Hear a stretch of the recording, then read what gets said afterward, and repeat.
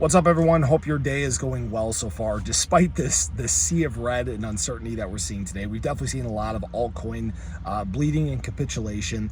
And I want to talk about what is actually going on today, because there's been a lot of news that has come out. Some of it good, some of it bad, some of it definitely causing some questions for the future. And we're going to talk about that and where things may be headed from here. So if you guys are new or haven't already, show your support for the channel down below. Hit that subscribe button, that bell. It's free to do. It'll keep you updated anytime there's new content live here on the channel. So this all began at 7 a.m. this morning. We had actually kind of toned down over the course of the evening. We were trending sideways. And then unfortunately, boom, 7 a.m. Central Standard Time hit. US money woke up and they continued most of the overnight trend. And that was selling.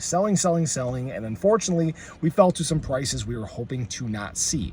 Now, we did not get a chance for recovery, and the reason why is Jerome Powell was speaking in front of the panel this morning. I can never remember which panel it is, but unfortunately, what he said definitely caused a little bit of damage to the markets, and that was that the reason the Fed has not cut interest rates yet is because of tariffs. Now, granted, we could have discussions all day about whether we have actually seen an impact from tariffs over the course of 2025, despite us having tariffs paused for most of 2025, so that's neither here nor there.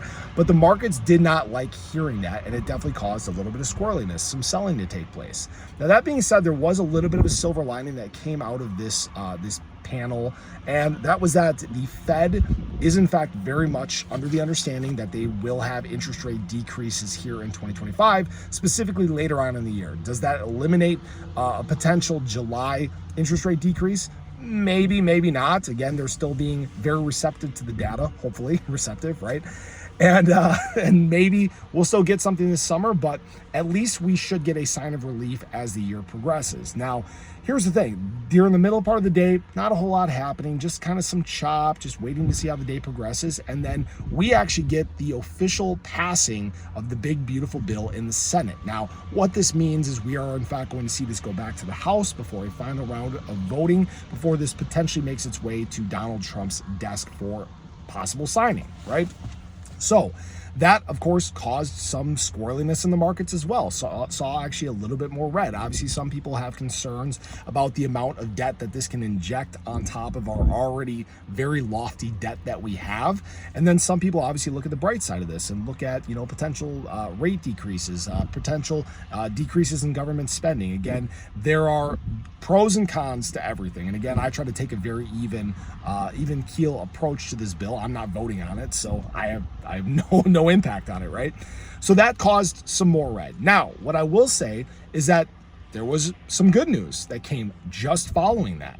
And that was that the SEC has officially approved the conversion of the Grayscale Digital Large Cap Fund to a spot ETF product. So this is the first time we are now seeing crypto assets outside of Bitcoin and Ethereum enter a spot ETF product. So we're talking about XRP, Solana, and ADA as well. Now, these do carry very small weightings in this, but this could actually be fast tracking us towards more possible ETF products and interest as 2025 and into 2026 we progress. Now, I'm going to talk about that more in some different videos, but that was received in a little bit of a positive light. This is, for the time being, kind of slowed down the drops today. Understand that today we still did once again get into long leverage liquidations in terms of BTC. We did it in terms of alts as well. We talked about that compression of long leverage sitting right below there, and we had the possibility of getting down there, and now we're there, and it's a question of what do we do?